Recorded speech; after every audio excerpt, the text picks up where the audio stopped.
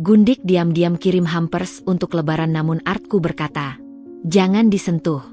Atau suami ibu akan ceraikan ibu." Rupanya ia menaruh racun agar suami memfitnahku. Setelahnya ku bikin ia nangis darah.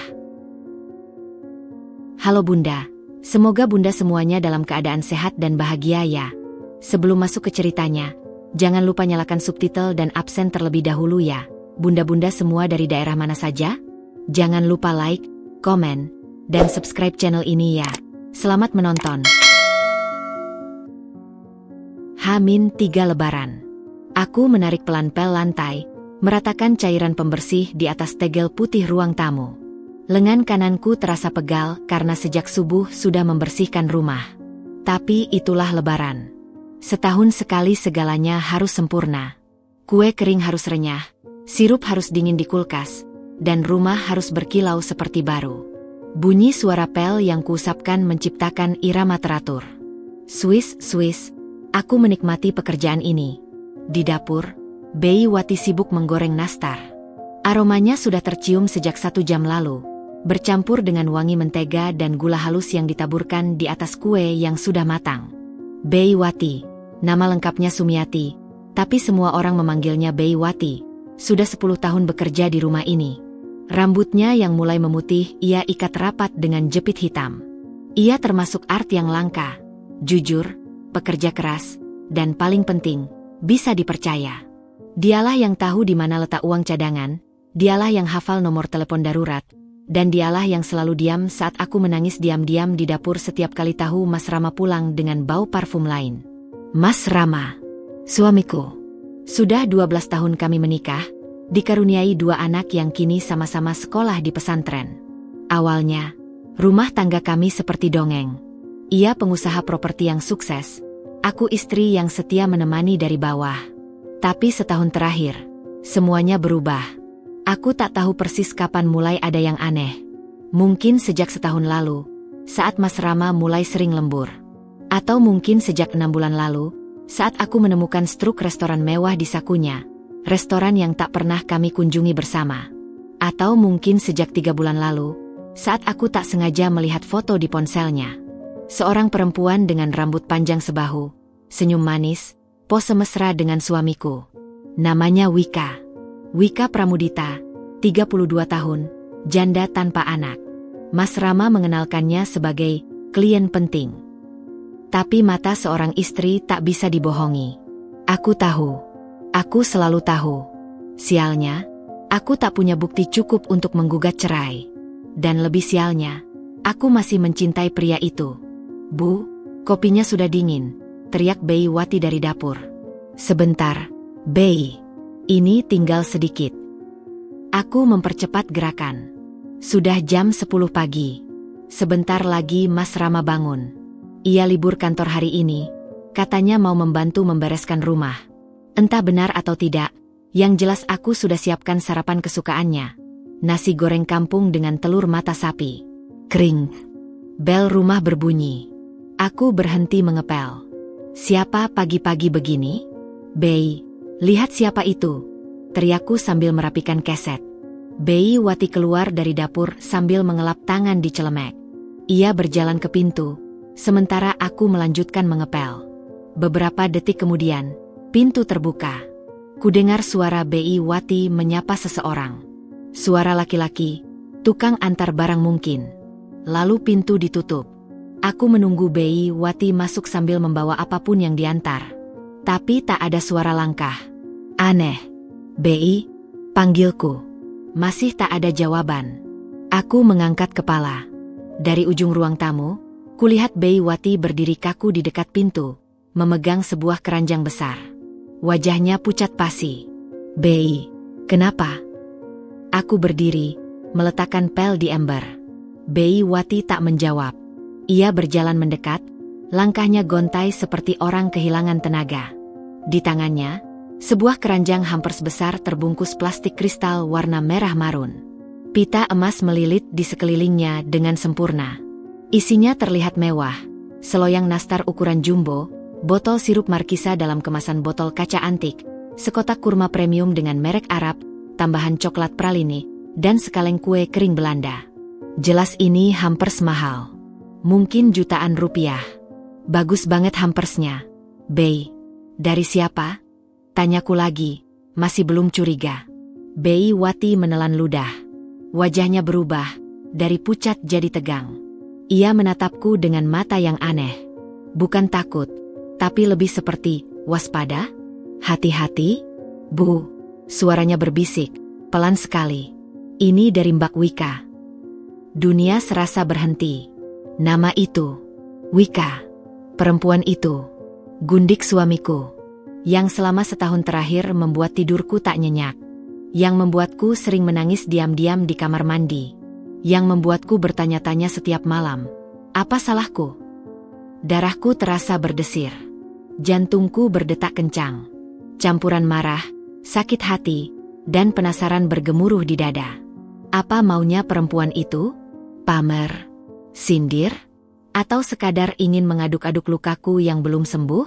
Buka, perintahku. Suaraku terdengar tenang, tapi tanganku sudah gemetar. Bei Wati menggeleng. Jangan dulu, Bu. Kenapa? Buka. Bei Wati menggigit bibir. Ia meletakkan hampers itu di meja makan, jauh dari jangkauanku. Lalu ia duduk di kursi, menatapku serius. Aku ikut duduk di seberangnya, tak sabar. Bu, Bei Wati mau cerita. Tapi Bu Gresa harus tenang. Janji. Aku mengangguk, meski jantungku hampir melompat dari rongga dada. Tadi tukang antar itu langganan Bei Wati. Namanya Pak Gunarso, orangnya jujur. Dia titip pesan dari Mbak Wika. Pesan apa? Bei Wati menarik napas panjang. Mbak Wika bilang gini, bilangin ke majikanmu, kalau Gresa mau megang hampers itu, dia akan dicerai suaminya. Seketika, seluruh tubuhku terasa beku. Udara di ruang tamu terasa menekan dari segala sisi. Apa maksud kalimat itu? Apa yang disembunyikan dalam keranjang cantik ini? Bei, maksudnya. Bei Wati menggeleng. Bei Wati nggak tahu, Bu. Tapi pasti nggak baik. Mbak Wika sengaja kirim ini. Sengaja nitip pesan aneh. Pasti ada rencana jahat. Aku memandang hampers itu. Indah. Mewah. Menggoda untuk segera dibuka. Dicicipi isinya. Tapi di balik semua itu, ada ancaman yang mencekik. Cerai. Kata itu. Kata yang paling kutakuti selama setahun terakhir. Apa isinya? Bei, bisikku. Nggak tahu, Bu. Tapi Mbak Wika sampai segitunya ngancam. Pasti bukan kue biasa. Kami berdua terdiam. Hening hanya diisi suara detak jam dinding. Tik-tok, tik-tok. Aku membayangkan berbagai kemungkinan. Mungkin di dalamnya ada surat kaleng. Mungkin ada bukti perselingkuhan. Mungkin ada sesuatu yang bisa membuat Mas Rama murka padaku. Tapi kenapa harus diancam cerai? Ponselku bergetar. Aku meraihnya dari meja. Sebuah pesan masuk dari nomor tak dikenal. Selamat Lebaran, Gresa. Hampers dariku sudah sampai. Nikmati sebelum suamimu tahu siapa kamu sebenarnya. Wajah tersenyum dengan mata bahagia. Darahku mendidih. Ini pasti Wika. Perempuan kurang ajar itu berani mengirim pesan juga. Ia tahu persis nomorku. Ia tahu persis bagaimana menyakiti. Bu, itu dari dia? Tanya Bei Wati melihat raut wajahku. Aku mengangguk. Tanganku mengetik balasan dengan gemetar. Apa maksudmu?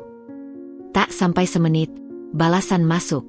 Coba buka hampersnya. Di dalamnya ada kejutan spesial. Tapi ingat, kalau kamu buka, suamimu akan tahu semuanya. Dan dia akan memilih aku. Awas aja memberikan ciuman. Aku membanting ponsel ke sofa. Napasku memburu. Wika bukan sekadar kirim hampers. Ia sedang bermain. Seperti laba-laba yang menanti mangsa masuk jaring. Bei. Aku memandang Bei Wati dengan mata berkaca. Aku harus buka. Aku harus tahu apa maunya. Bei Wati meraih tanganku. Jangan, Bu. Percaya sama Bei Wati. Jangan dulu dibuka. Kita pikirkan dulu. Kalau ibu buka sekarang, kita nggak tahu konsekuensinya. Mbak Wika sengaja main psikologi. Jangan sampai ibu terpancing. Tapi Beiwati janji, kita akan bongkar ini. Tapi dengan cara yang benar. Nanti kalau Mas Rama pulang, kita lihat reaksinya. Beiwati akan jaga ibu. 10 tahun Beiwati di sini. Bu Gresa baik sama Beiwati. Gak mungkin Beiwati tinggal diam lihat ibu dijebak. Air mataku akhirnya jatuh. Bukan karena takut, tapi karena haru. Di tengah sakitnya dikhianati suami, masih ada Beiwati yang setia. Seorang art yang lebih peduli daripadaku pada diriku sendiri. Makasih, Beiwati tersenyum. Tangannya mengusap punggungku pelan. Sekarang ibu tenang dulu. Beiwati simpan hampers ini di lemari. Besok kita pikirkan langkah selanjutnya. Yang penting, ibu jangan sentuh dulu. Biar Mas Rama yang lihat pertama kali. Aku mengangguk. Beiwati mengangkat hampers itu dan membawanya ke lemari penyimpanan di belakang. Aku memandang punggungnya, bersyukur Tuhan masih memberiku satu sekutu di rumah ini. Ponselku bergetar lagi. Pesan lain dari Wika. Gak berani buka? Takut? Iya, seharusnya kamu takut. Karena setelah lebaran ini, Mas Rama akan jadi milikku sepenuhnya memberikan ciuman. Aku menghapus pesan itu. Tapi bayangannya tetap melekat di kepala. Perempuan itu terlalu percaya diri. Ia pikir ia bisa menghancurkanku dengan hampers dan ancaman. Tapi ia lupa satu hal. Aku bukan istri bodoh yang bisa dijebak semudah itu. Dan aku punya Beiwati. Aku berdiri, mengambil pel yang kutinggalkan, dan kembali mengepel. Tanganku masih gemetar, tapi hatiku mulai tenang. Ini baru babak pertama. Masih panjang jalan cerita ini. Dan aku tidak akan kalah sebelum bertanding. Di luar, matahari semakin tinggi. Suara azan zuhur mulai berkumandang dari masjid dekat rumah. Aku mengangkat kepala, memandang langit-langit rumah yang selama ini menjadi saksiku tertawa dan menangis. Ya Allah, bisikku, lindungi aku dari kejahatan perempuan itu. Jangan biarkan aku jatuh. Jangan biarkan rumah tanggaku hancur. Beiwati keluar dari dapur dengan membawa 2 gelas es teh manis. Ia menyodorkan satu padaku.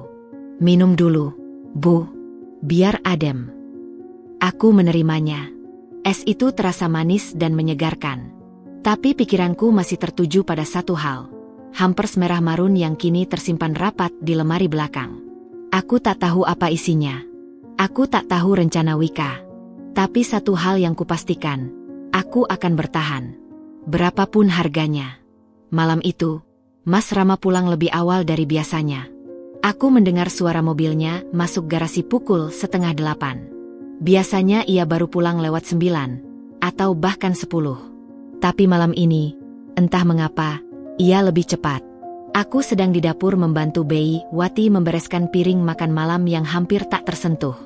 Nafsu makanku hilang sejak hampers itu datang. Pikiranku tak bisa lepas dari pesan-pesan Wika dan ancaman misteriusnya. Perutku terasa mual setiap kali membayangkan isi keranjang merah marun yang masih terpendam di lemari belakang. Bu, Bapak pulang, bisik Beiwati sambil mengelap tangannya di celemek. Aku menghela napas, menenangkan diri, menyusun ekspresi. Aku harus tampak biasa saja. Setidaknya sampai tahu persis apa yang ada di dalam hampers itu. Mas Rama masuk dengan jas kerja masih melekat di tubuh. Rambutnya sedikit berantakan, dasi dilonggarkan. Wajahnya tampak lelah. Tapi matanya tak pernah bisa berbohong padaku. Ada sesuatu di sana. Sesuatu yang mengawang. Grace, sapanya datar sambil melepas sepatu. Mas, sudah makan? Belum. Tadi ada meeting molor. Ada nasi goreng. Biasanya aku akan segera menghangatkan makanan. Tapi malam ini, aku ingin segera menguji sesuatu. Sesuatu yang sudah kami rencanakan dengan Beiwati. Ada, Mas. Tapi sebelum makan, lihat dulu. Ada hampers datang. Wajah Mas Rama berubah. Tidak banyak, hanya sekelebat. Tapi aku melihatnya. Otot rahangnya mengencang. Ia tahu. Ia pasti sudah tahu kalau Wika akan mengirim sesuatu. Hampers dari siapa? Aku juga nggak tahu. Coba lihat sendiri. Aku berjalan menuju lemari belakang. Bi Wati diam-diam mengikutiku dari belakang. Matanya awas, mengamati setiap reaksi Mas Rama. Aku membuka lemari dan mengeluarkan keranjang merah marun itu. Meletakkannya di meja makan dengan hati-hati. Seperti meletakkan bom waktu. Mas Rama mendekat. Ia menatap hampers itu lama. Lalu tangannya meraih kartu kecil yang terselip di pita emas. Matanya membaca nama yang tertulis di sana. Wika. Gumamnya. Aku pura-pura tidak mendengar. Siapa, Mas? Mas Rama menatapku. Matanya menyipit. Seperti menilai, apakah aku benar-benar tidak tahu atau pura-pura bodoh. Teman kantor. Klien. Oh. Aku pura-pura mengangguk biasa. Dalam hati, api cemburu membakar. Teman kantor. Klien. Betapa mudahnya ia berbohong. Aku buka ya, Mas? Pengen lihat isinya. Jangan. Cepat sekali ia mencegah. Aku mengangkat alis. Kenapa, Mas? Mas Rama tersadar. Ia mengatur napas. Maksud Mas, biar Mas aja yang buka. Siapa tahu isinya, mudah pecah. Alasan yang buruk. Tapi aku mengangguk. Biar dia yang membuka. Justru itu yang kami inginkan. Dengan hati-hati, Mas Rama membuka plastik kristal itu. Pita emas dilepas perlahan. Keranjang rotan terbuka. Isinya terhampar di hadapan kami. Seloyang nastar ukuran jumbo, botol sirup markisa dalam botol kaca antik, sekotak kurma premium merek Arab, coklat praline, dan sekaleng kue kering Belanda. Semua tersusun rapi, cantik, menggiurkan. Wah, mewah banget, pujiku pura-pura. Mas Rama diam. Ia malah merogoh isi keranjang. Tangannya meraba-raba. Mencari sesuatu. Aku tahu apa yang ia cari. Surat. Atau sesuatu yang ditulis Wika. Dan benar. Ia menemukan sekotak kurma. Dibukanya. Lalu jarinya mengaduk-aduk kurma di dalamnya. Sampai akhirnya menarik keluar selembar kertas kecil. Tergulung rapi. Wajahnya berubah. Merah padam. Ia membaca kertas itu. Lalu menatapku dengan tatapan yang asing. Tajam. Curiga. Marah. Grace, ini darimu. Aku pura-pura bingung. Apa, Mas? Dari aku? Enggak. Itu kan hampers dari Wika. Ini surat. Tulisannya mirip tulisanmu. Jantungku berdegup kencang. Ini dia. Perangkap yang sudah kami duga. Tapi meski sudah bersiap, tetap saja dadaku sesak. Coba lihat, Mas. Mas Rama menyodorkan kertas itu. Aku mengambilnya dengan tangan gemetar. Pura-pura gemetar karena penasaran, padahal asli gemetar karena tegang. Kertas itu kecil, seperti kertas notes. Tulisannya rapi, menggunakan tinta hitam. Maafkan aku, Mas. Aku sayang kamu. Aku tahu aku sering diam, tapi hatiku selalu untukmu. Selamat Lebaran.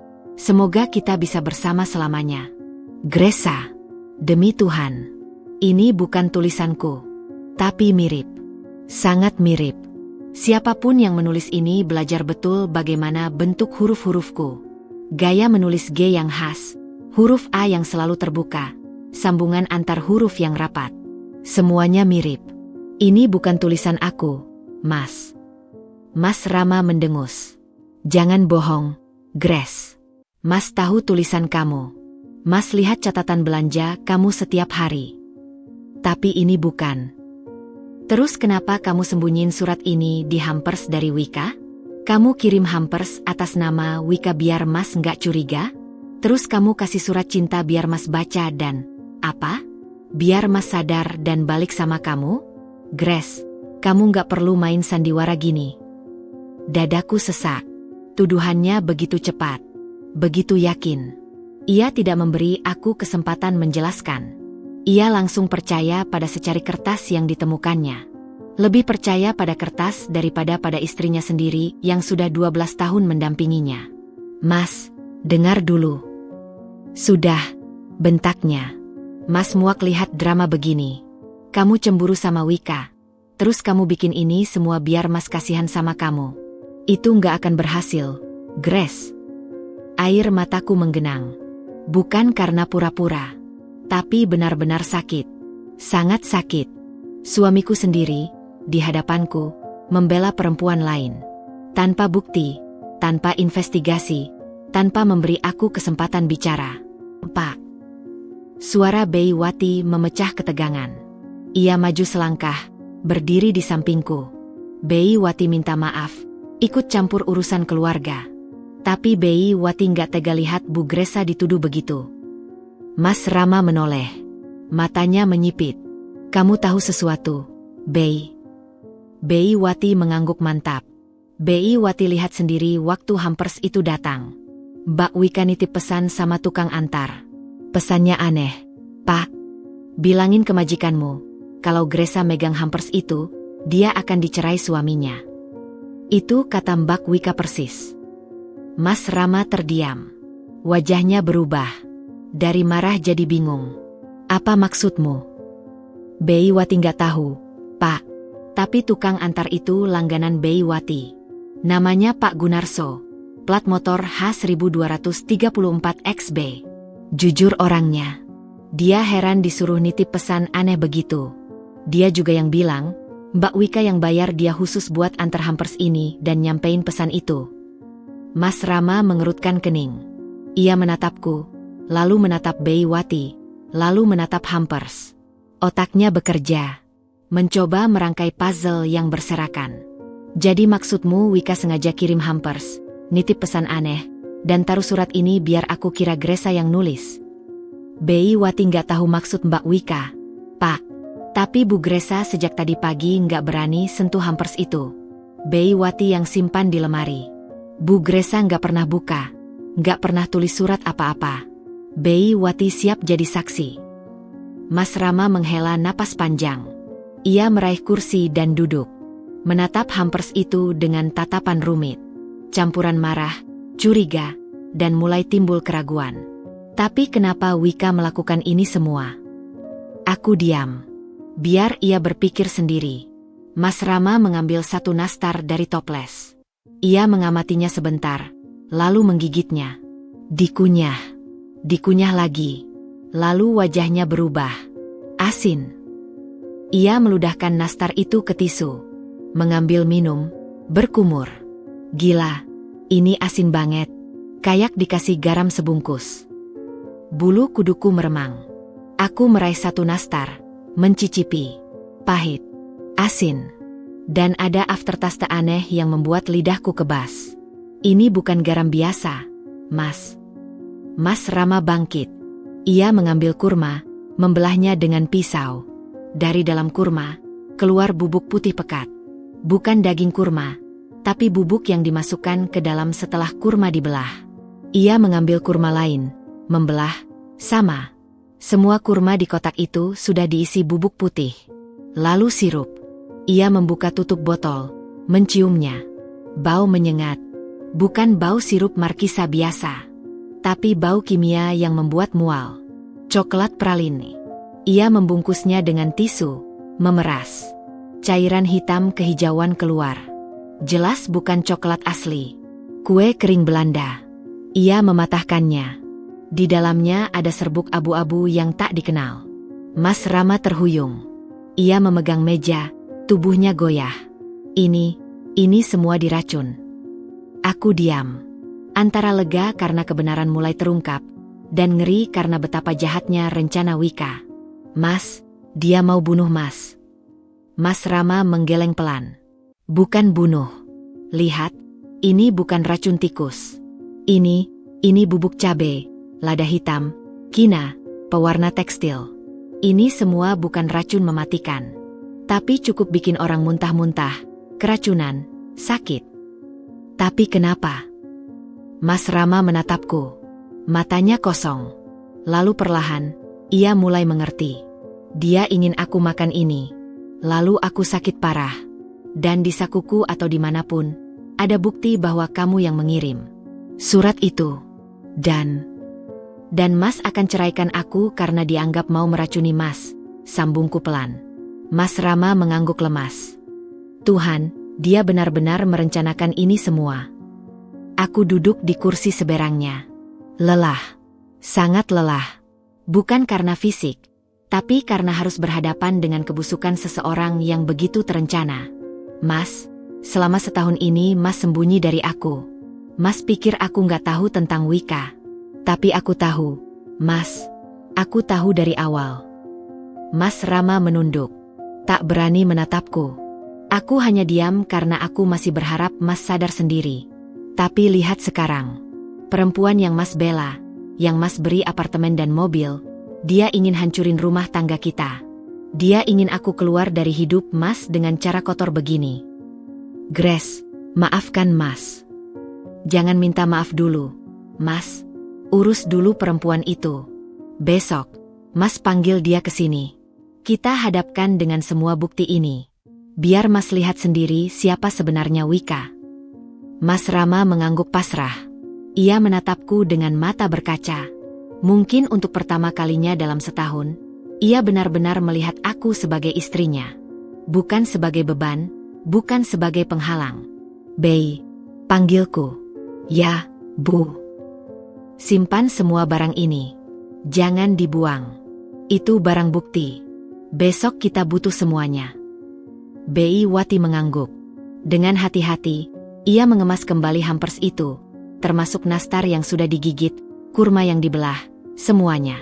Dimasukkan dalam plastik besar, diikat rapat, disimpan di lemari belakang. Mas Rama masih duduk termenung.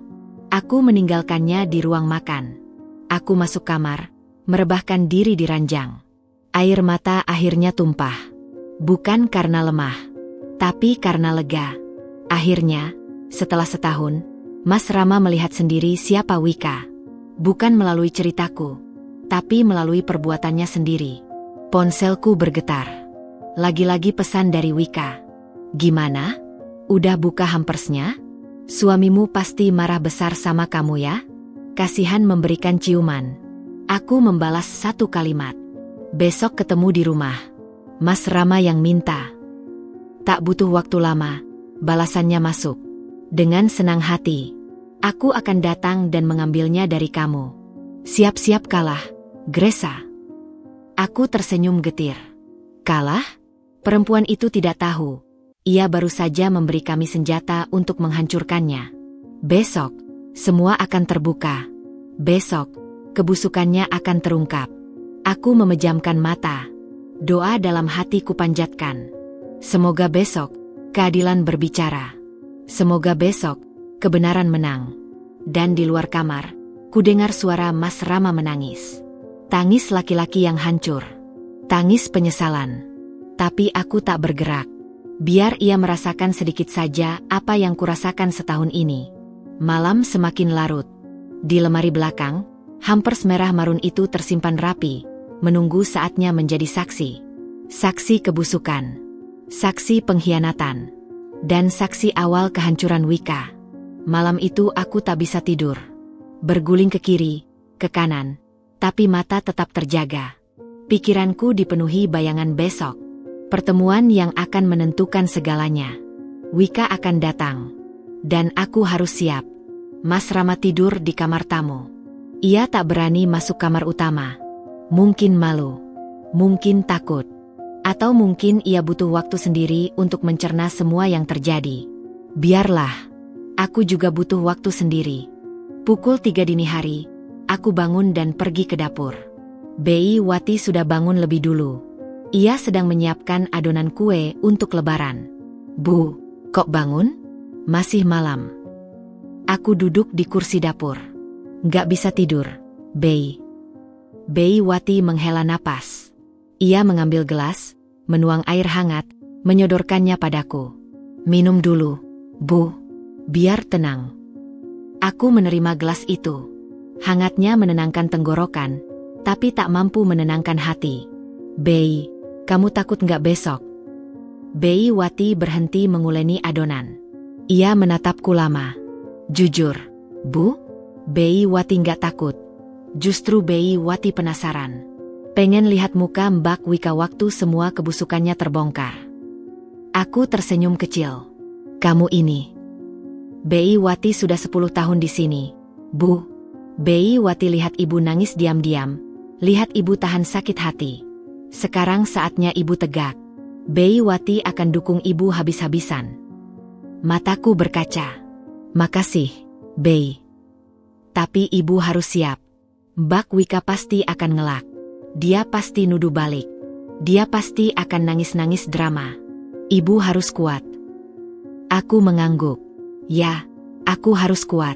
Untuk pertama kalinya dalam setahun, aku akan berhadapan langsung dengan perempuan itu. Bukan sekadar bayangan di ponsel suamiku, tapi nyata di depanku. Pagi itu, matahari bersinar terik, tapi hatiku dingin.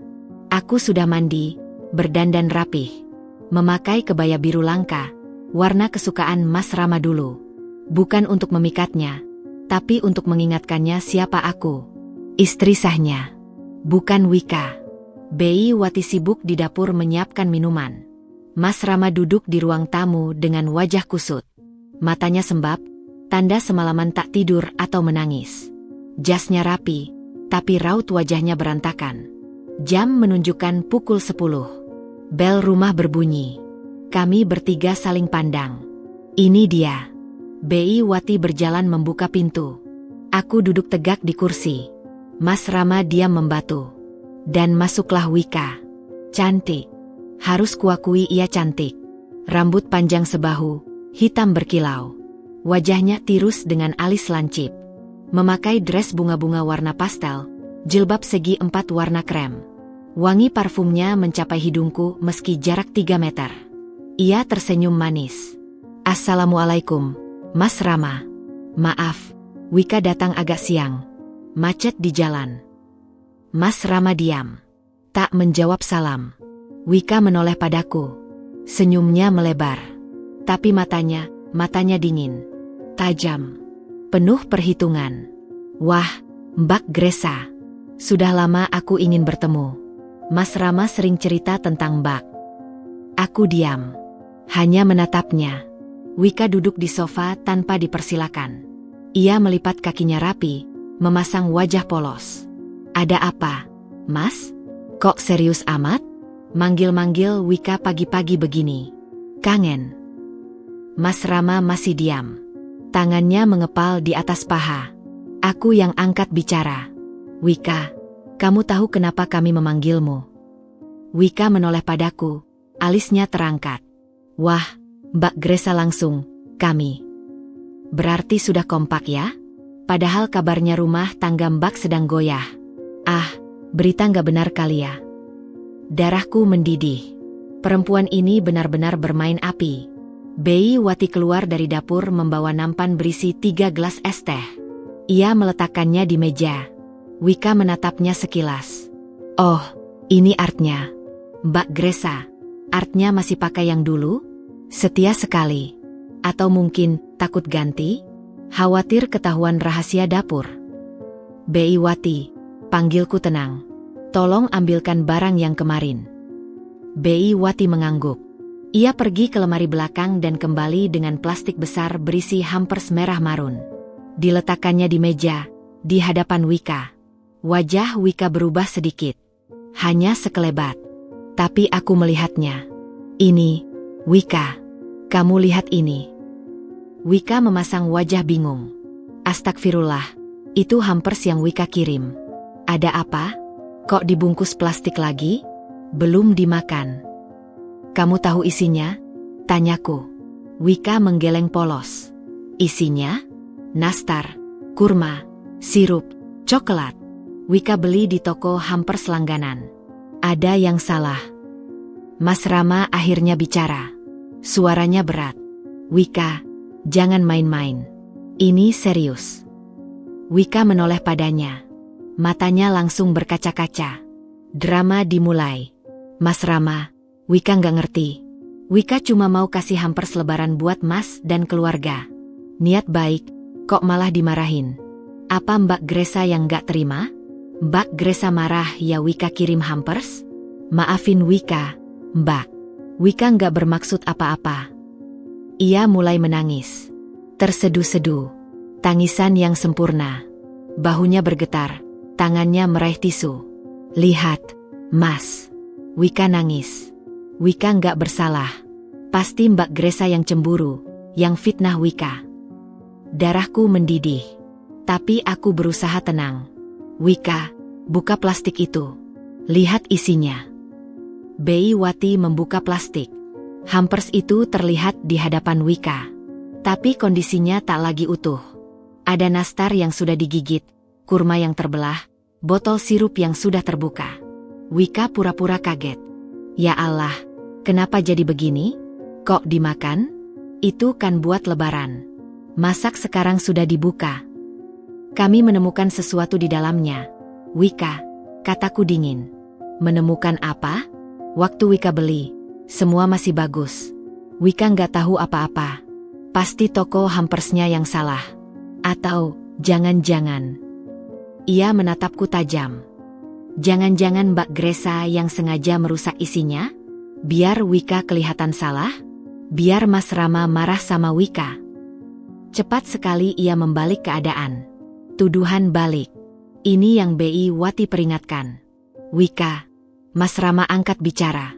Di dalam kurma ini, ada bubuk putih. Di nastar, terlalu asin.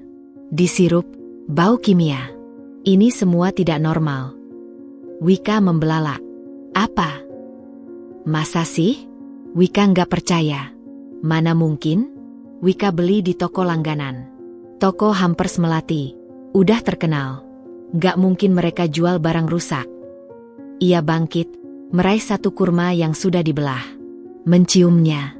Wajahnya berubah pura-pura ngeri. Astagfirullah. Ini apa? Wika nggak tahu ini. Wika nggak pernah isi kurma dengan bubuk begini. Sumpah demi Allah, Wika nggak tahu. Ia kembali menangis. Kali ini lebih keras. Histeris. Mas Rama, Wika nggak mungkin lakukan ini. Wika sayang Mas. Wika nggak akan pernah celakai Mas. Pasti ada yang sengaja merusak hampers ini. Pasti ada yang mau fitnah Wika. Ia menatapku dengan mata merah. Menudingkan jari. Kamu, Gresa. Kamu yang sengaja. Kamu cemburu sama Wika. Kamu mau pisahin Wika dari Mas Rama. Kamu isi sendiri hampers ini dengan barang-barang aneh. Terus kamu tuduh Wika. Dasar perempuan licik. Aku terkesiap. Tuduhannya begitu cepat. Begitu yakin. Matanya membara. Air matanya mengalir deras. Akting yang sempurna. Mas, percaya sama Wika. Wika nggak mungkin lakukan ini. Wika cuma mau Mas bahagia. Wika nggak punya niat jahat. Mas Rama diam. Ia menatap Wika lama. Lalu menatapku. Lalu menatap Beiwati. Bei, kamu bilang kemarin ada pesan dari Wika. Beiwati mengangguk mantap. Benar, Pak. Waktu Mbak Wika kirim hampers, Mbak nitip pesan sama tukang antar. Bilangin ke majikanmu, kalau Gresa megang hampers itu, dia akan dicerai suaminya. Itu kata Mbak Wika. Wika membelalak. Kamu bohong. Siapa suruh kamu ngomong gitu? Kamu mau bantu majikanmu fitnah Wika? Beiwati nggak bohong, Mbak. Tukang antar itu langganan Beiwati. Namanya Pak Gunarso. Bisa dipanggil sekarang kalau Mbak nggak percaya. Wika tertawa getir. Ah, tukang antar suruhan. Pasti sudah disuap sama kalian. Ini konspirasi. Kalian bertiga komplotan mau hancurin Wika. Ia berlutut di depan Mas Rama. Meraih tangannya. Mas, Wika mohon. Percaya sama Wika. Wika nggak bersalah. Wika cinta sama Mas. Wika nggak akan pernah sakiti Mas. Ini semua ulah Gresa. Dia cemburu. Dia mau Wika pergi dari hidup Mas. Mas Rama menarik tangannya pelan. Wajahnya kompleks. Antara marah, bingung, dan mulai muak. Wika, duduk. Tapi Mas. Duduk. Wika terkejut. Ia kembali duduk di sofa. Masih terisak. Mas Rama mengambil ponselnya. Menekan beberapa tombol. Lalu suara keluar dari speaker. Halo. Suara laki-laki. Suara Pak Gunarso, tukang antar langganan Beiwati. Pak Gunarso, ini Mas Rama, suami Bu Gresa. Oh iya, Pak. Ada apa? Pak Gunarso, waktu antar hampers kemarin, ada pesan dari pengirimnya. Ada, Pak. Perempuan itu nitip pesan aneh.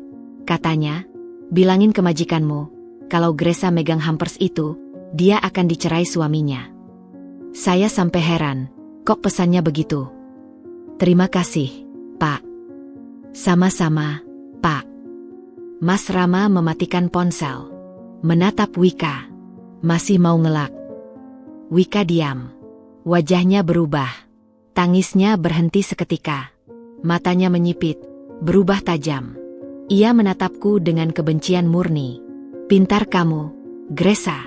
Siapkan saksi segala. Wika. Udah, nggak usah sok suci, bentaknya tiba-tiba. Semua drama lenyap. Wajah aslinya muncul. Wajah seorang perempuan yang kehilangan kendali. Iya, aku kirim hampers itu. Aku isi dengan bubuk cabai, lada, pewarna tekstil. Aku suruh tukang antar nyampein pesan itu. Terus kenapa? Kalian mau apa? Mas Rama terbelalak. Tak percaya dengan perubahan drastis ini. Wika, kamu gila. Aku gila karena cinta, Mas. Karena aku terlalu sayang sama Mas. Setahun aku di samping Mas, Mas janji akan tinggalin Gresa. Tapi Mas nggak pernah tega. Mas selalu bilang, sebentar lagi, sebentar lagi. Aku capek. Aku mau Mas jadi milik aku sepenuhnya. Aku diam. Membiarkan ia bicara. Biar semua kebusukan keluar. Aku tahu Mas nggak akan pernah tinggalin dia kalau nggak ada alasan kuat. Makanya aku bikin alasan itu. Aku racun hampersnya. Mas kira Gresa yang mau bunuh Mas. Mas ceraikan dia. Aku yang masuk. Sempurna, kan? Tapi gagal. Gagal gara-gara pembantu murahan ini. Ia menunjuk Bei Wati dengan jari penuh kebencian. Kamu, Bei, kamu hancurin rencana aku. Dasar pembantu goblok. Nggak tahu diri. Majikanmu selingkuhin suami kamu diam aja. Malah bantu dia. Bei Wati diam. Wajahnya tenang. Tak terusik. Bei Wati cuma lakukan yang benar, Mbak. Benar? Benar menurut siapa? Menurut agama? Agama kalian nggak bisa bikin suamimu setia. Lihat. Mas Rama milih aku. Setahun dia bersamaku. Kalian cuma numpang nama. Wika, cukup, bentak Mas Rama. Wika menoleh padanya. Matanya berkaca. Tapi kali ini bukan akting. Mas, aku melakukan semua ini karena Mas. Karena aku nggak bisa hidup tanpa Mas. Kalau Mas usir aku nggak tahu harus kemana. Apartemen itu, mobil itu, semua atas nama Mas. Kalau Mas ambil, aku nggak punya apa-apa. Mas Rama menghela napas panjang. Ia terlihat lelah. Sangat lelah. Wika, kamu pikir dengan meracuni makanan, kamu akan dapat aku? Aku nggak sampai hati beneran meracuni Mas. Itu cuma bubuk cabai dan pewarna. Nggak akan bunuh, cuma bikin mual. Niatku cuma bikin Mas marah sama Gresa. Bukan bunuh Mas. Tapi kamu rela aku sakit? Muntah-muntah? Keracunan? Wika diam. Ia tak bisa menjawab. Wika, kamu gak cinta sama aku. Kamu cinta sama fasilitas yang aku kasih. Kamu cinta sama status jadi istri pengusaha. Kalau aku miskin, kamu gak akan lihat aku. Bukan, Mas. Aku benar-benar cinta. Sudah. Mas Rama memotong. Tangannya mengusap wajah. Kamu pergi sekarang. Jangan pernah muncul lagi. Wika membelalak. Mas, jangan. Pergi, Wik. Atau aku panggil polisi. Percobaan pembunuhan. KTP elektronik MU masih ada di fotokopi, kan? Gampang lacaknya. Ancaman itu mengena. Wika diam. Ia menatap Mas Rama dengan mata penuh kebencian. Lalu menatapku. Senyum sinis terukir. Kamu menang hari ini, Gresa. Tapi ingat, luka yang kamu rasakan setahun ini nggak akan hilang. Suamimu sudah terlanjur tidur denganku. Setiap kali dia pegang kamu, dia akan ingat aku. Setiap kali dia cium kamu, dia akan ingat aku. Aku akan selalu ada di antara kalian. Aku diam. Tak terpancing. Selamat menikmati sisa-sisa pernikahan kalian. Aku tunggu kabar cerai kalian. Ia berdiri, merapikan dressnya, melenggang ke pintu. Sebelum keluar, ia menoleh sekali lagi. Oh ya, Beiwati, hati-hati sama majikanmu. Suatu hari nanti, dia bisa saja tikam kamu dari belakang. Perempuan macam dia, tahu cara manfaatin orang. Pintu tertutup. Rumah kembali hening. Beiwati menatapku. Ibu nggak apa-apa. Aku menggeleng. Tapi sejujurnya, aku lelah. Sangat lelah. Mas Rama duduk terpuruk di sofa. Wajahnya ditutup kedua tangan. Bahunya bergetar. Ia menangis. Aku meninggalkannya di sana. Aku masuk kamar, merebahkan diri. Mataku menatap langit-langit. Wika sudah pergi. Tapi perkataannya masih menggema. Setiap kali dia pegang kamu, dia akan ingat aku. Ya Tuhan, mampukah aku melewati ini? Pintu kamar terbuka pelan. Beiwati masuk membawa segelas air hangat. Ibu, minum dulu. Aku duduk, menerima gelas itu. Beiwati duduk di tepi ranjang. Bu, Beiwati mau ngomong. Mbak Wika tadi bilang banyak hal. Tapi jangan ibu percaya semua. Luka emang ada. Tapi luka bisa sembuh. Asal ibu dan bapak sama-sama mau berobat. Kalau Mas Rama nggak mau, Bei, bapak pasti mau. Beiwati lihat matanya tadi. Dia hancur, Bu. Dia baru sadar siapa Wika sebenarnya. Itu awal yang bagus. Aku diam. Berusaha percaya. Di luar, suara azan zuhur berkumandang. Waktu salat tiba. Aku bangkit, mengambil air wudhu. Ketika melewati ruang tamu, kulihat Mas Rama masih duduk terpaku. Ia menatapku. Grace, Mas. Salat dulu, Mas. Nanti kita bicara. Ia mengangguk. Bangkit perlahan. Di dapur, Beiwati menyiapkan makanan. Wangi masakan memenuhi rumah. Hidup terus berjalan. Wika sudah pergi. Tapi perang sesungguhnya baru akan dimulai. Perang melawan luka, melawan sakit hati, melawan bayang-bayang masa lalu. Aku tak tahu apakah kami akan menang. Tapi setidaknya, hari ini, kami masih bersama. Dan untuk saat ini, itu sudah cukup. Wika sudah pergi. Tapi rumah terasa lebih berat dari sebelumnya. Bukan karena kehadirannya, tapi karena kepergiannya yang meninggalkan begitu banyak luka terbuka. Mas Rama masih duduk di ruang tamu sejak salat zuhur tadi. Kini azan asyar baru saja berkumandang. Ia tak bergerak, hanya memandangi lantai dengan tatapan kosong. Aku tahu ia sedang mencerna semuanya. Setahun hubungan dengan Wika, setahun kebohongan, setahun hidup ganda, semuanya harus dihadapi dalam satu hari. Aku memilih berada di dapur bersama Beiwati. Bukan karena tidak peduli, tapi karena aku belum siap. Belum siap mendengar penjelasannya. Belum siap menerima permintaan maafnya. Belum siap memaafkan. Bu, bapak belum makan dari pagi, bisik Beiwati sambil mengaduk sayur asem. Aku diam, menumbuk bumbu pecel dengan ulekan. Setiap tumbukan terasa seperti melampiaskan kekesalan. Ibu dengar enggak, Bu? Dengar, Bei. Bapak nanti sakit kalau enggak makan. Biarkan. Beiwati menghela napas. Ia berhenti mengaduk, lalu duduk di kursi dapur di hadapanku. Bu, Beiwati mau ngomong. Ibu marah, itu wajar. Ibu sakit hati, itu juga wajar. Tapi ibu harus ingat satu hal. Aku berhenti menumbuk, menatapnya. Apa? Wika ingin ibu dan bapak berantem. Wika ingin ibu terus marah, terus menjauh. Itu akan jadi celah buat dia balik lagi. Kalau ibu terus diam dan bapak terus terpuruk, Wika menang. Mataku menatapnya lama. Beiwati benar. Ia selalu benar. Ibu nggak harus langsung maafin bapak. Tapi ibu harus kasih bapak kesempatan untuk jelaskan diri. Setidaknya dengerin dulu. Setelah itu, ibu putuskan mau apa. Tapi jangan biarkan Wika yang mengendalikan keadaan. Aku meletakkan ulekan. Menghela napas panjang. Beiwati, dengan segala keterbatasannya sebagai art, justru lebih dewasa dalam menyikapi ini. Bei, kamu kok bisa bijak gini? Bei Wati tersenyum getir. Bei Wati sudah 53 tahun. Bu, pernah menikah, pernah diceraikan, pernah ditinggal mati suami. Hidup ini mengajarkan Bei Wati satu hal. Luka itu nggak akan sembuh kalau terus digaruk. Aku memegang tangannya. Kasar karena kerja, tapi hangat. Makasih, Bei. Sekarang ibu ke ruang tamu. Bicaralah sama bapak. Bei Wati, siapkan makan buat kalian berdua.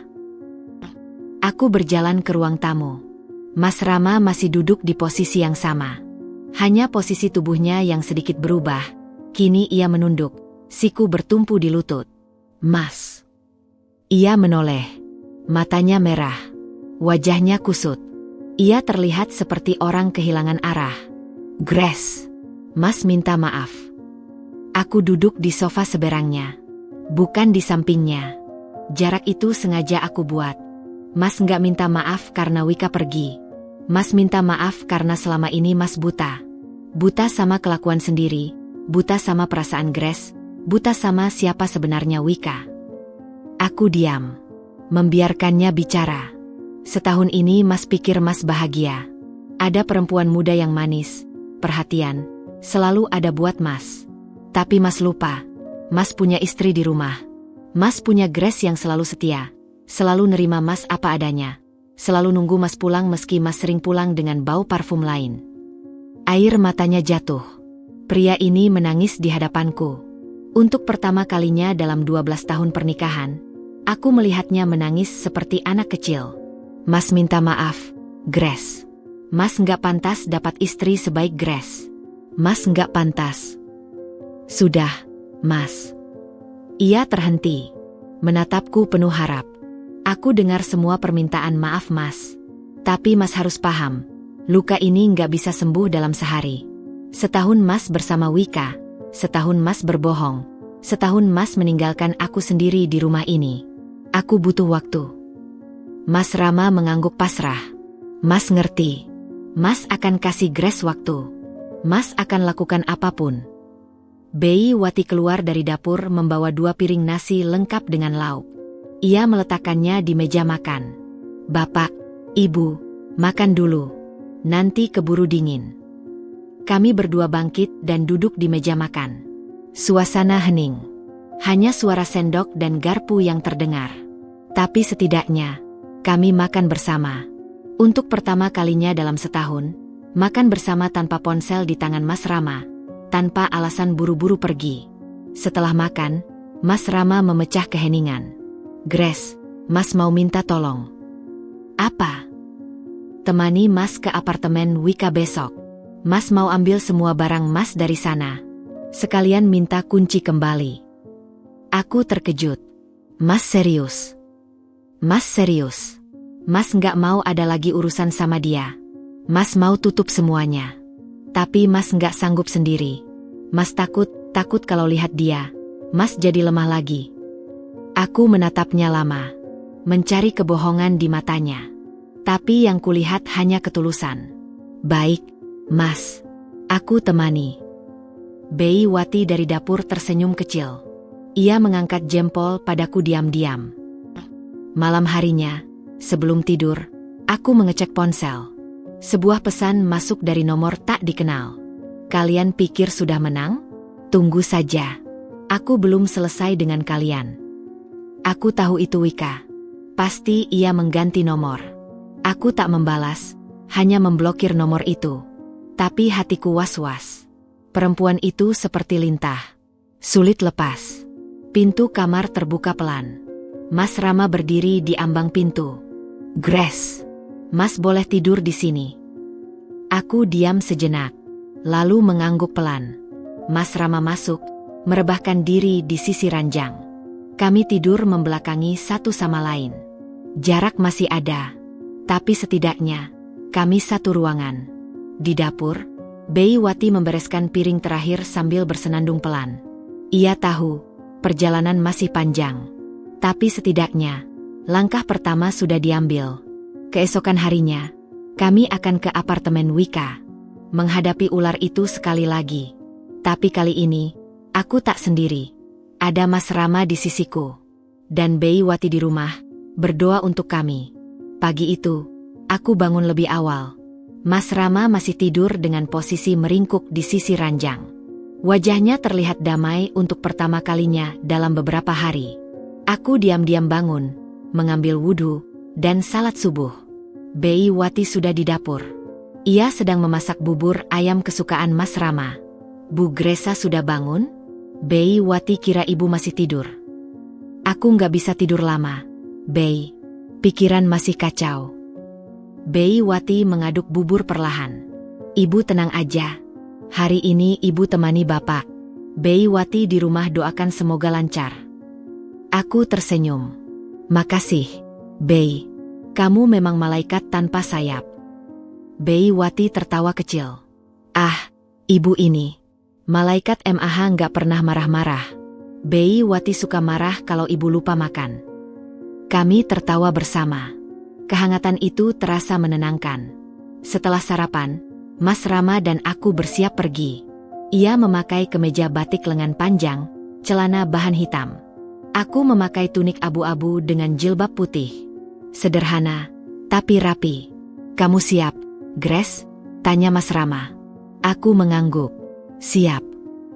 Bei Wati mengantar kami sampai pintu. Hati-hati di jalan, Pak, Bu. Kalau ada apa-apa, telepon Bei Wati. Siap, Bei. Apartemen Wika terletak di kawasan Jakarta Selatan.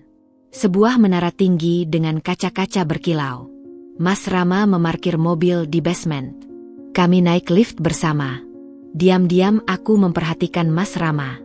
Tangannya sedikit gemetar memegang kunci apartemen. Mas gugup.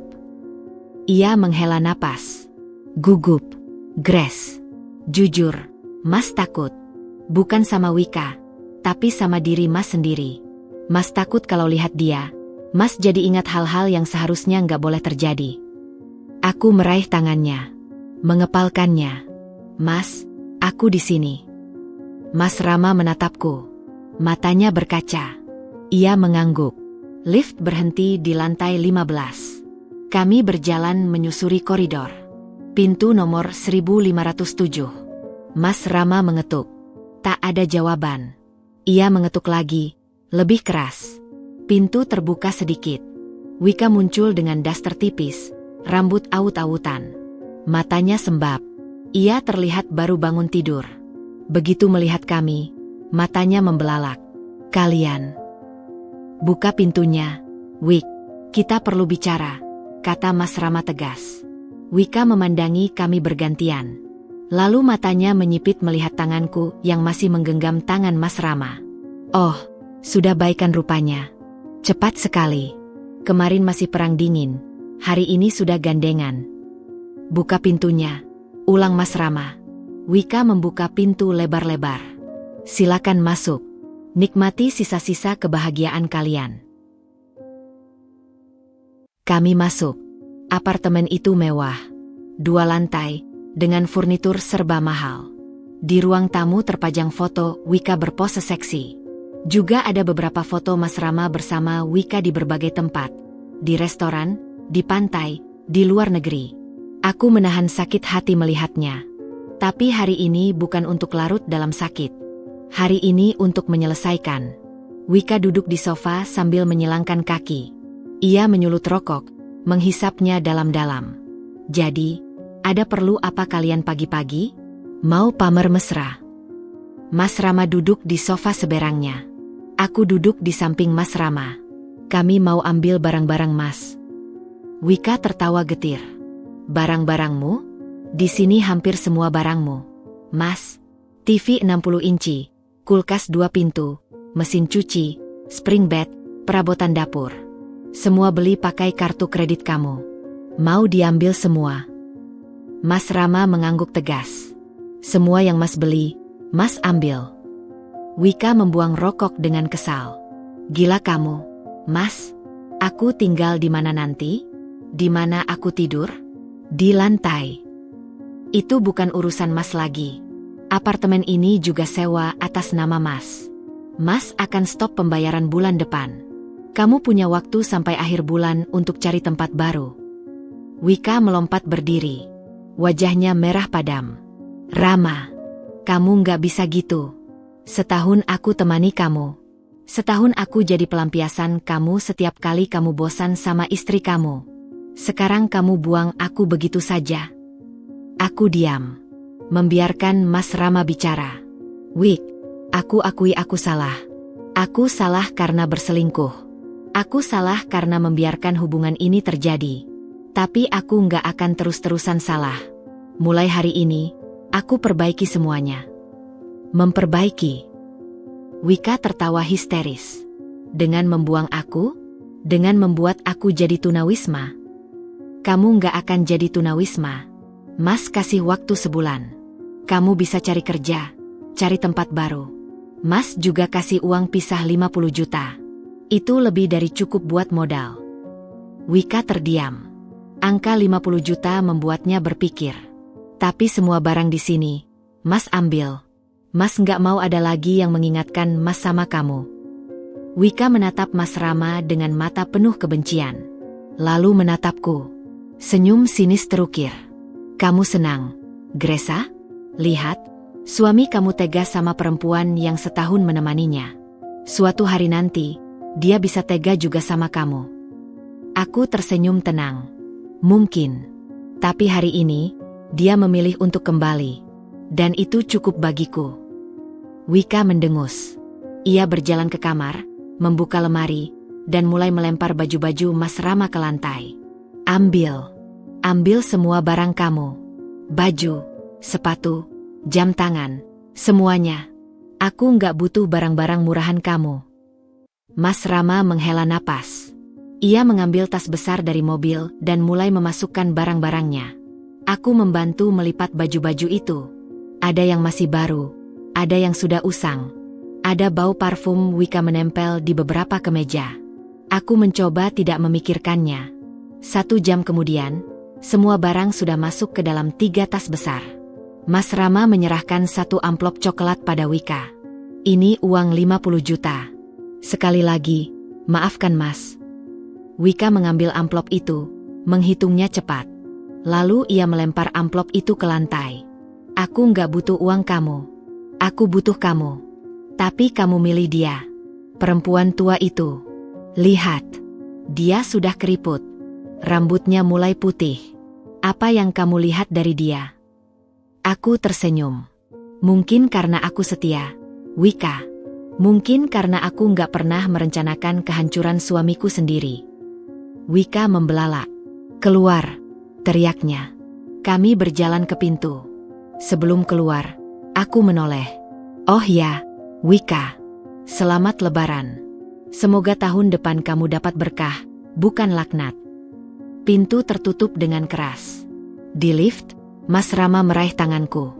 Kali ini aku tak menariknya. Kami turun bersama, meninggalkan apartemen itu, meninggalkan Wika dengan kebenciannya.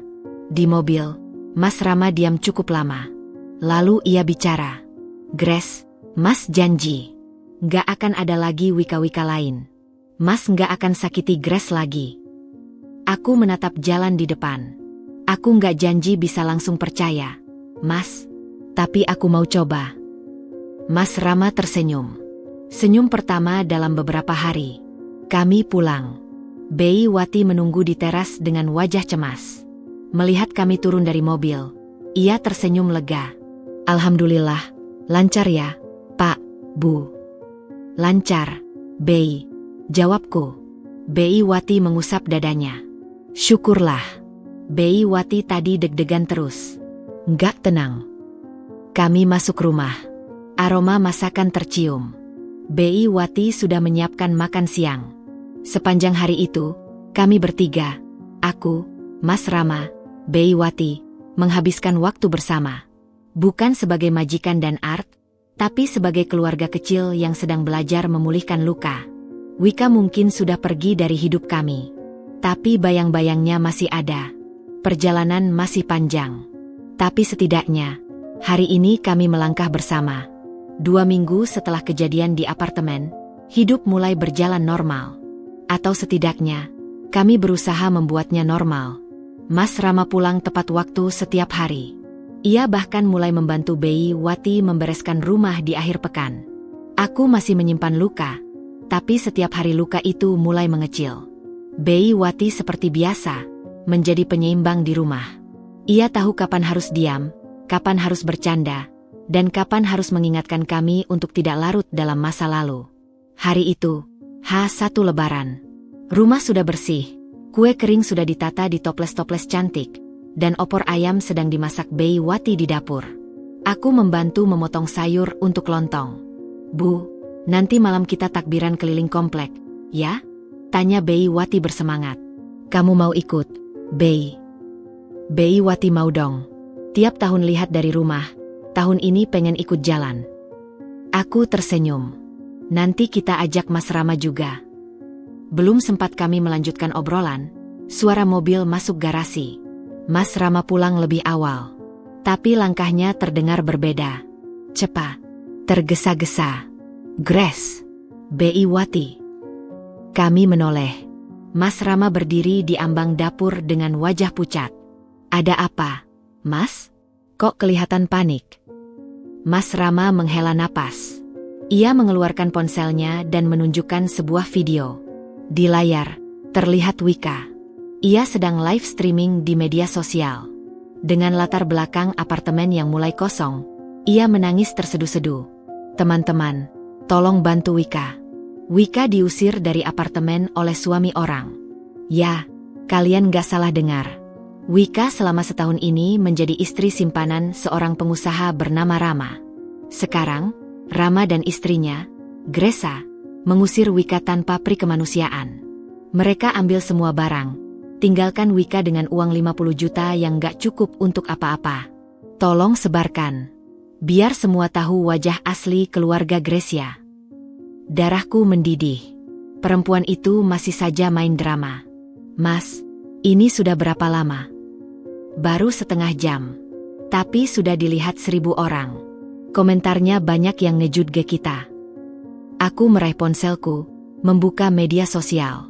Benar saja, video Wika sudah menyebar. Banyak warganet yang tidak tahu duduk perkara langsung menghakimi. Dasar keluarga nggak punya hati. Pengusaha kaya raya tega sama wanita lemah. Istri sahnya pasti perempuan nggak berperasaan. Aku membanting ponsel ke meja. Dia gila. Bei Wati yang sejak tadi diam, angkat bicara. Pak, Ibu, Bei Wati punya saran. Kami menatapnya. Jangan ladenin. Mbak Wika memang pengin reaksi dari bapak dan ibu. Semakin kalian ladenin, semakin besar drama dia. Lebih baik diam. Biar publik lihat sendiri nanti. Mas Rama mengusap wajah.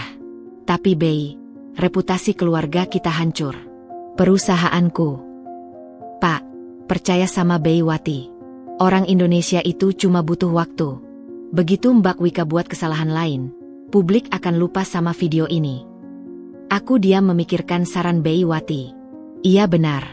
Meladeni Wika hanya akan memberinya panggung. Bei, kamu yakin? Bei Wati yakin, Bu. Bei Wati sudah lama hidup, tahu cara kerja media sama gosip. Sekarang lebih baik ibu dan bapak fokus ke lebaran. Doa-doa. Biar yang di atas yang urus. Mas Rama menghela napas panjang. Baik, Mas ikut saran Bei Wati. Kita diam. Malam takbiran, kami bertiga berjalan keliling komplek. Membawa beduk kecil dan lampu warna-warni. Anak-anak komplek berlarian, orang dewasa bergantian memukul beduk. Awalnya aku canggung, takut orang-orang sudah melihat video Wika dan menghakimi. Tapi ternyata tidak. Ibu Gresia, selamat lebaran. Ya, sapa Bu Rini, tetangga sebelah. Selamat lebaran, Bu Rini. Mana suami? Ajak main beduk. Mas Rama muncul dari belakang. Siap, Bu Rini. Ayo main bareng. Kami tertawa. Untuk beberapa saat, lupakan video Wika. Lupakan drama. Nikmati malam takbiran. Pulangnya, aku membuka ponsel. Video Wika sudah ditonton 50.000 kali. Tapi ada yang aneh. Di kolom komentar, mulai muncul suara lain. Gewe kenal Wika. Dia emang perusak rumah tangga temen Gewe. Dulu Wika kerja di kantor Gewe. Dipecat karena selingkuhin suami bos. Jangan percaya dia. Dia suka drama. Aku membacakan komentar-komentar itu pada Mas Rama dan Bei Wati. Bei Wati tersenyum puas. Nah, kan. Publik mulai sadar. Mas Rama menggeleng-geleng. Hebat kamu, Bei. Bener aja. Bukan Bei Wati hebat, Pak. Tapi memang semua kebusukan akan terbongkar dengan sendirinya. Keesokan paginya, Lebaran tiba. Kami salat Id di masjid komplek. Pulangnya, bersalam-salaman dengan tetangga. Rumah kami terbuka untuk siapapun yang mau bersilaturahmi. Di sela-sela menerima tamu, ponselku bergetar. Sebuah pesan masuk dari nomor baru. Pasti Wika lagi. Kalian pikir kalian menang? Lihat ini. Sebuah foto dikirim. Foto Mas Rama dan Wika sedang berduaan di sebuah restoran. Wajah mereka jelas. Mas Rama sedang tertawa. Aku menahan napas. Mas Rama melihatku, meraih ponsel, melihat foto itu. Grace, ini dulu. Aku tahu, Mas. Itu dulu. Sebelum semuanya terbongkar. Mas Rama menghela napas lega. Kamu nggak marah? Aku capek marah, Mas. Tapi aku juga nggak akan biarkan perempuan itu mengganggu lebaran kita. Aku membalas pesan Wika. Silakan sebarkan fotonya. Tapi ingat, setiap kali kamu sebarkan fotoku dengan suamiku, kamu hanya mengingatkan orang bahwa kamu adalah selingkuhan. Selamat Lebaran, Wika. Semoga damai di hati. Tak ada balasan. Mungkin ia kaget dengan responsku. Bei Wati keluar membawa nampan berisi ketupat dan opor. Ayo, Pak, Bu, makan dulu. Tamu sudah pada pulang. Kami bertiga duduk di meja makan. Suara takbir masih terdengar dari masjid. Aroma opor memenuhi ruangan. Selamat Lebaran, Pak, Bu, ucap Bei Wati. Mohon maaf lahir dan batin. Selamat Lebaran, Bei. Jawab kami bersamaan. Mas Rama meraih tanganku. Kali ini aku tak melepaskannya. Wika mungkin masih di luar sana dengan kebenciannya. Tapi di dalam rumah ini, ada kedamaian yang perlahan tumbuh. Tidak sempurna, tidak instan, tapi nyata. Dan untuk saat ini, itu sudah cukup. Lebaran telah usai. Rumah yang seminggu penuh ramai oleh sanak saudara dan tetangga kini kembali sunyi.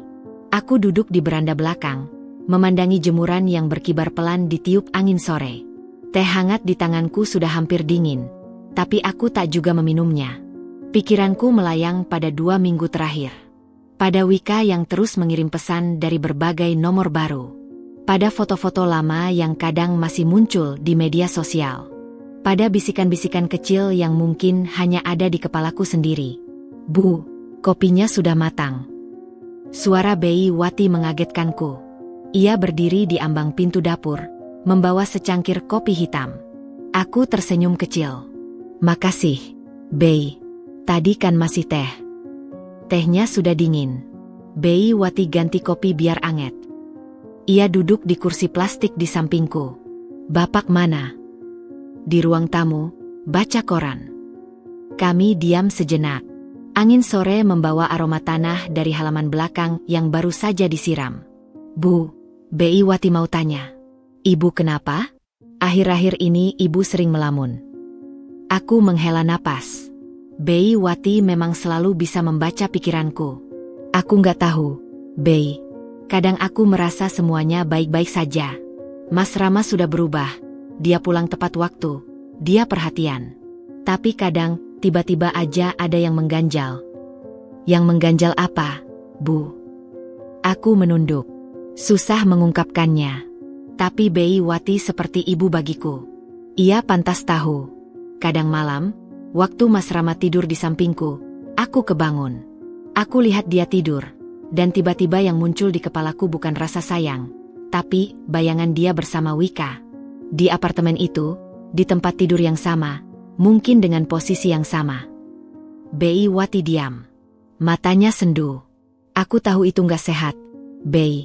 Tapi bayangan itu muncul begitu saja. Kadang pas Mas Rama pegang tanganku, tiba-tiba aku mikir, tangan ini udah pegang perempuan lain.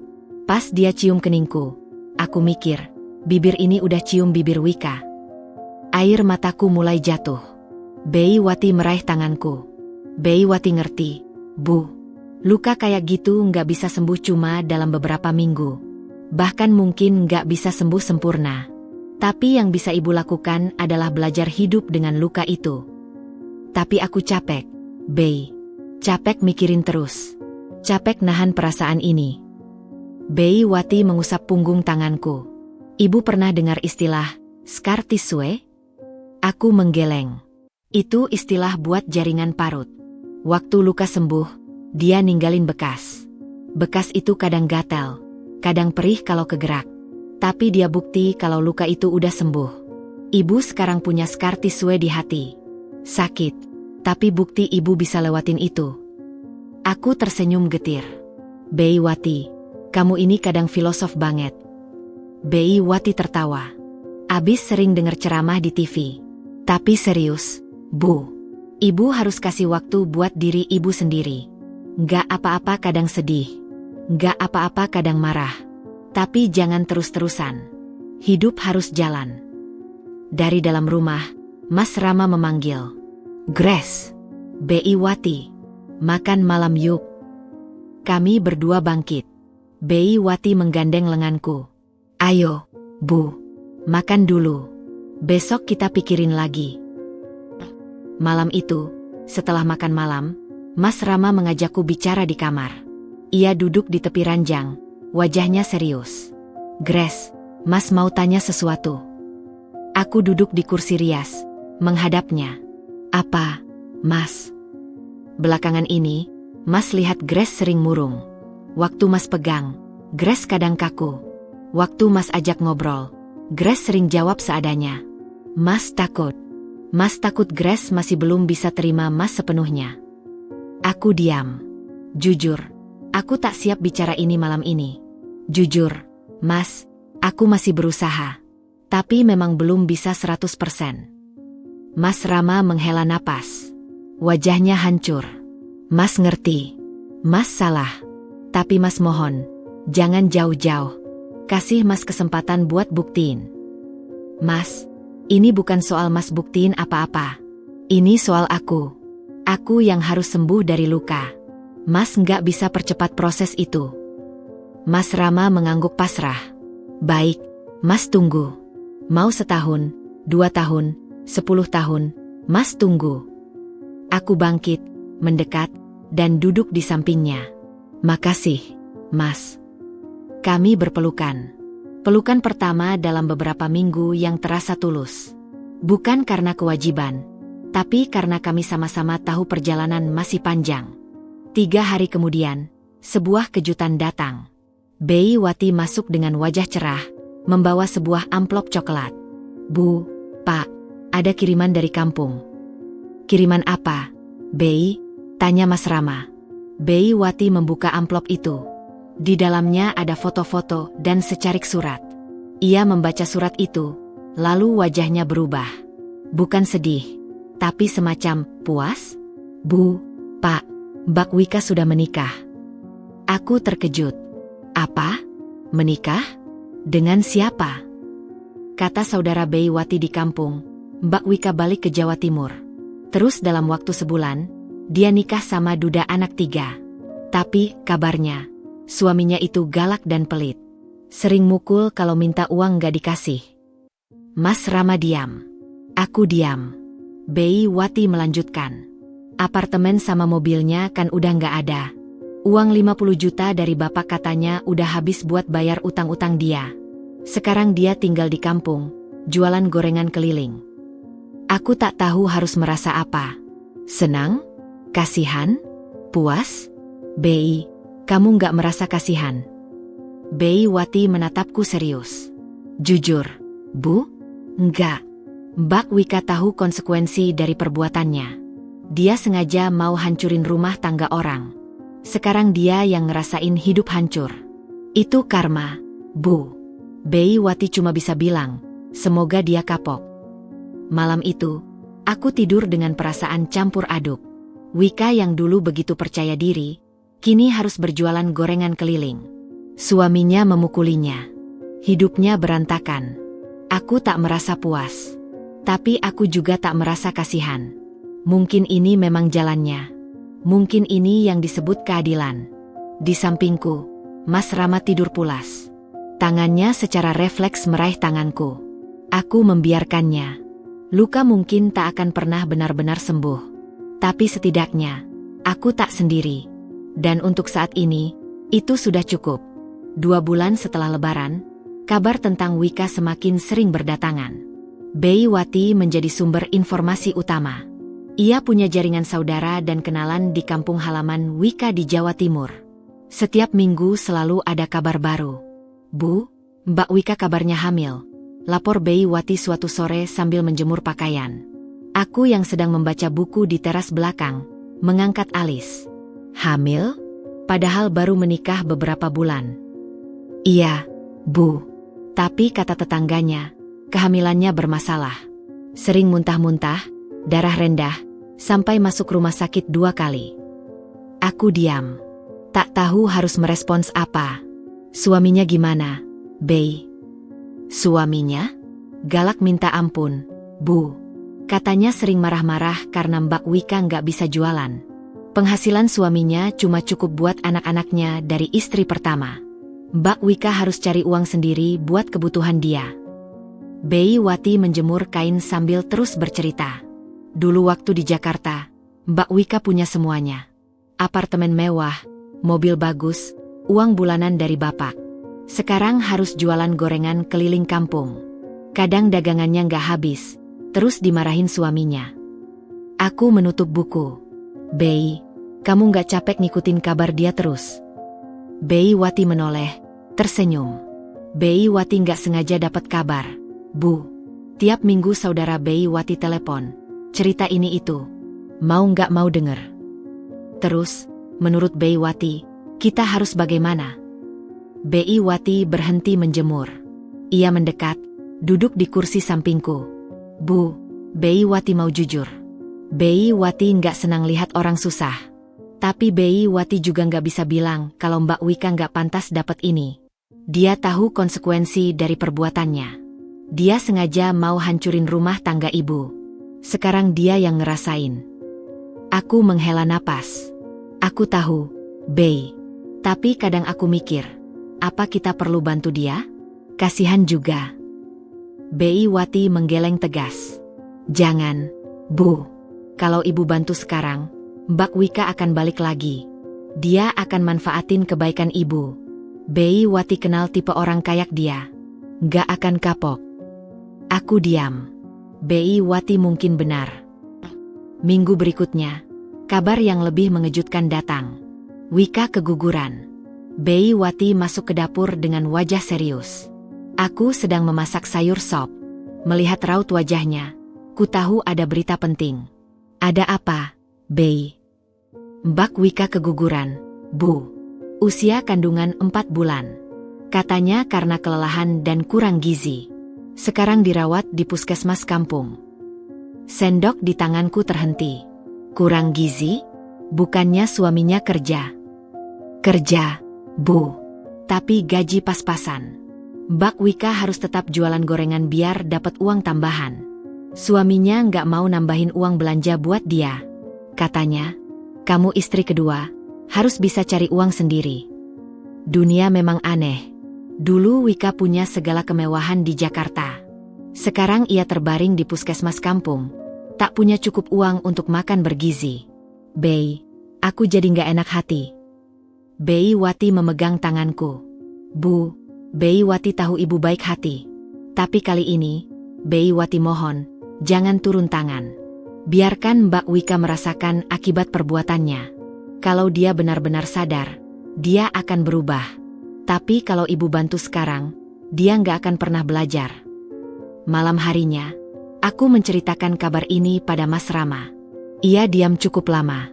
Lalu berkata, "Mas tahu ini kedengaran kejam, Grace. Tapi Mas setuju sama Bei Wati.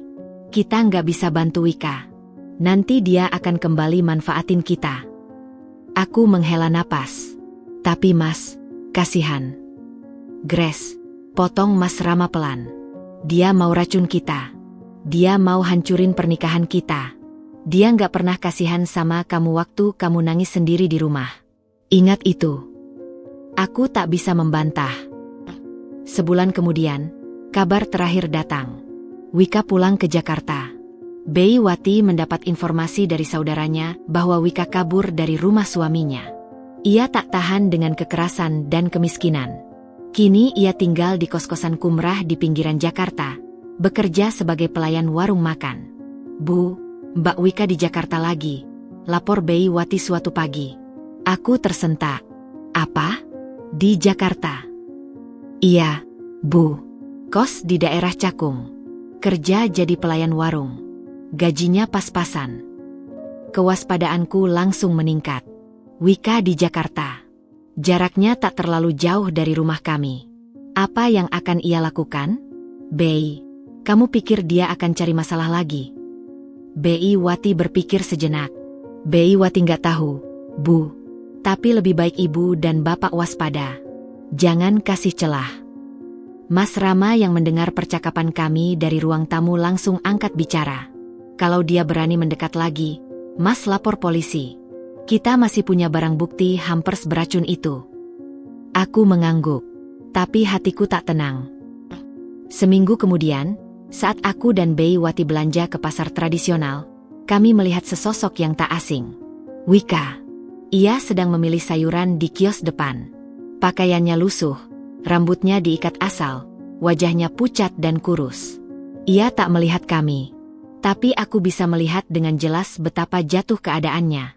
Wika yang dulu anggun dengan dress mahal dan parfum mewah, kini hanya perempuan biasa yang kelelahan. Bu, itu dia, bisik Bei Wati. Aku menghela napas. Aku lihat, Bei. Tanpa pikir panjang, aku berjalan mendekat. Bei Wati mencoba menarikku, tapi aku tetap maju. Wika. Wika menoleh. Matanya membelalak melihatku. Ia mundur selangkah, hampir menjatuhkan keranjang belanjaannya.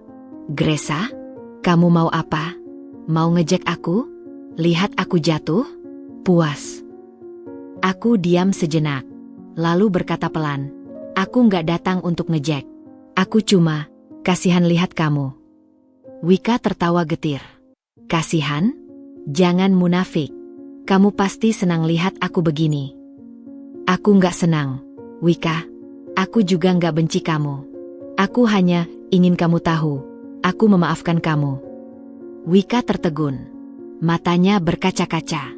Kamu, maafin aku. Aku mengangguk. Bukan berarti kita akan berteman. Tapi aku nggak mau menyimpan dendam. Itu hanya akan meracuni diriku sendiri. Wika menunduk. Bahunya bergetar. Ia menangis. Tangis yang berbeda dari sebelumnya. Bukan tangis drama, tapi tangis penyesalan. Maaf. Gresa, maafin aku. Aku nggak tahu harus ngomong apa. Aku meraih tangannya.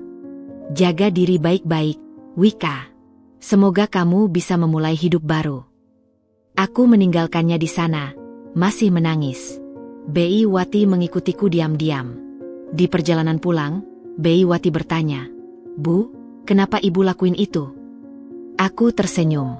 Karena aku capek benci, Bei. Capek marah. Melepaskan maaf itu lebih ringan daripada membawa dendam.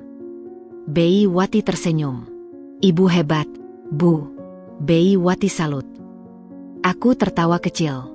Bukan karena hebat, tapi karena aku belajar bahwa hidup terlalu singkat untuk diisi kebencian. Karma sudah bicara. Wika sudah menerima balasannya. Sekarang giliranku untuk move on. Dan untuk pertama kalinya, aku merasa benar-benar lega. H-3 Lebaran, 1 tahun kemudian. Aku membuka jendela kamar lebar-lebar. Udara pagi menyegarkan wajah. Dari kejauhan, terdengar suara takbir sudah mulai bergema dari masjid komplek. Rasanya baru kemarin Lebaran. Kini sudah setahun berlalu. Setahun. Begitu cepat waktu berjalan. Banyak yang berubah dalam setahun terakhir. Mas Rama kini menjadi suami yang benar-benar berbeda. Ia pulang tepat waktu, tak pernah lembur tanpa alasan jelas, dan yang paling penting, ia selalu mengajakku diskusi untuk setiap keputusan. Kami bahkan mulai merencanakan anak ketiga, meski usiaku tak lagi muda. Bi Wati? Ia tetap Bi Wati. Setia, bawel, tapi selalu jadi penyeimbang di rumah. Rambutnya semakin putih, tapi semangatnya tak pernah pudar. Dan Wika? Kabar terakhir yang kudengar, ia menikah lagi. Kali ini dengan sopir truk yang baik hati, kata Bi Wati.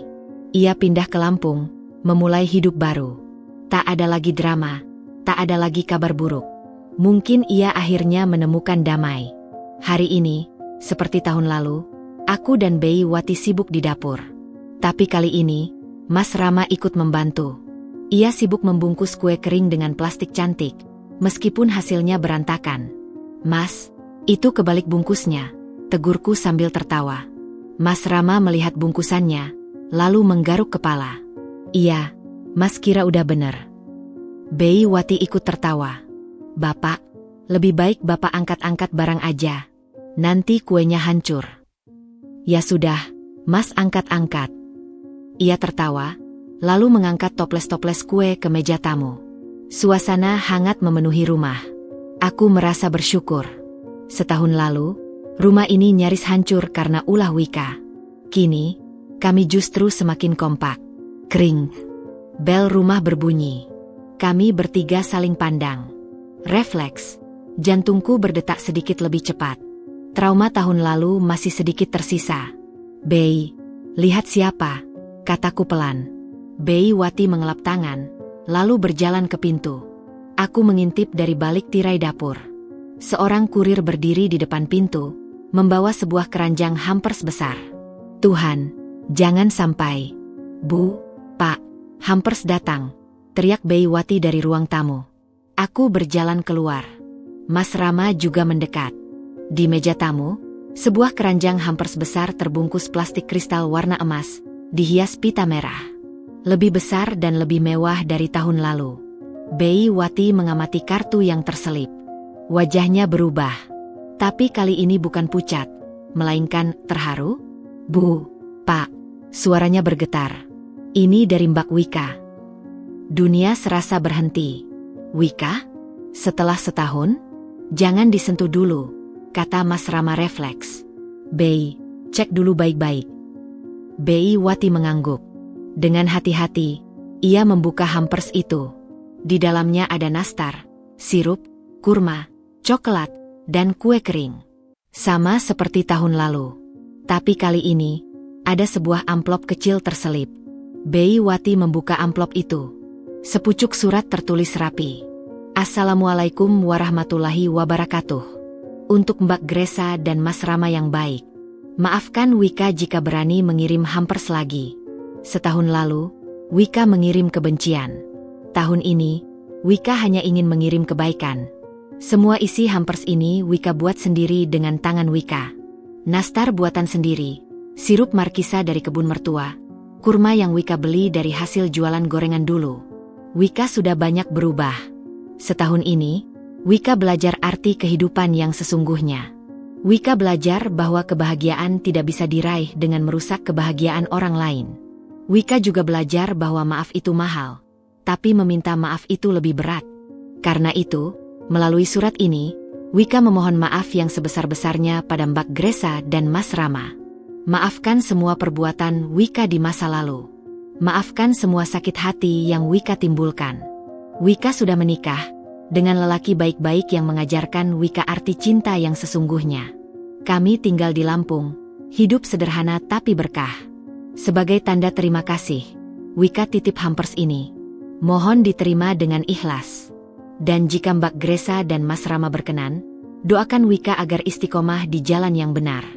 Wassalamualaikum warahmatullahi wabarakatuh. Wika yang pernah salah. Aku membaca surat itu berulang kali.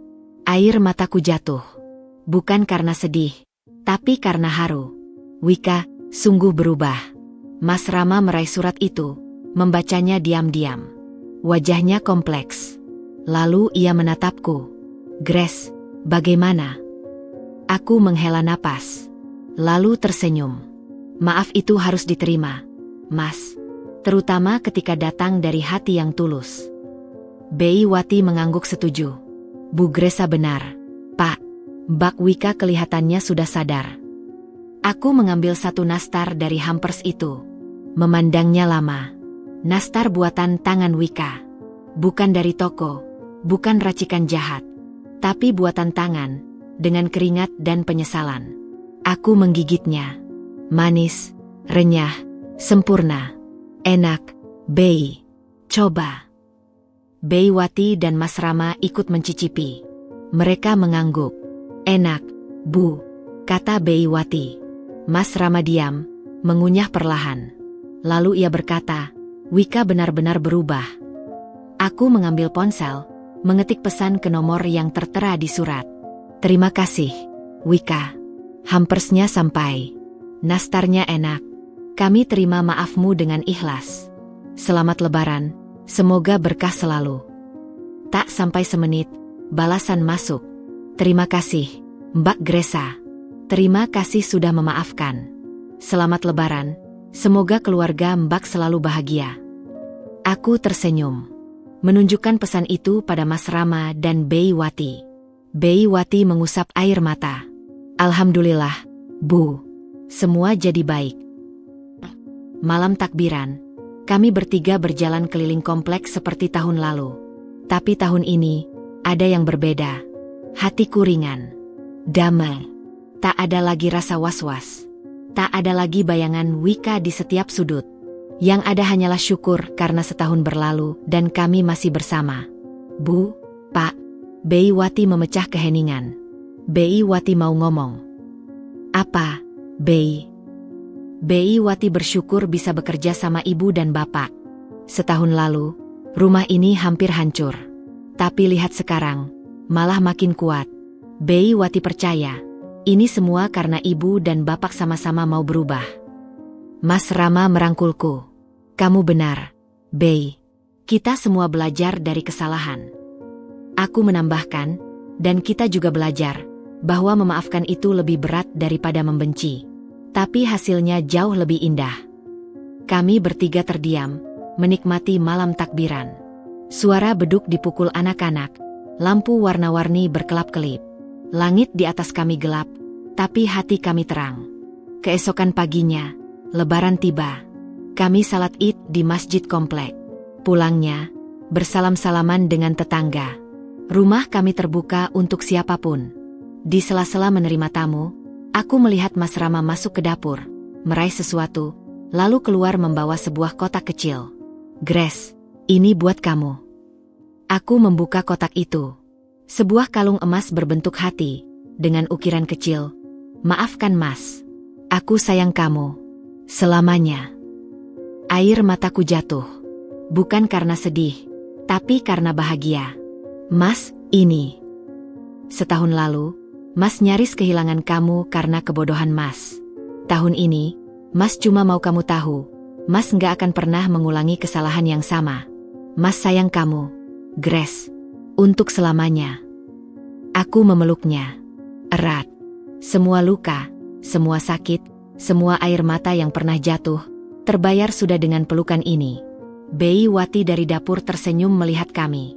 Ia mengusap air mata, lalu kembali memasak.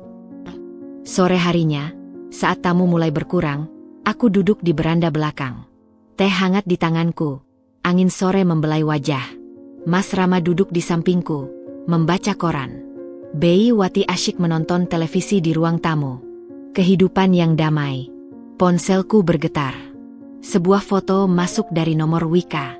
Foto dirinya bersama suami, berdiri di depan rumah sederhana dengan latar sawah.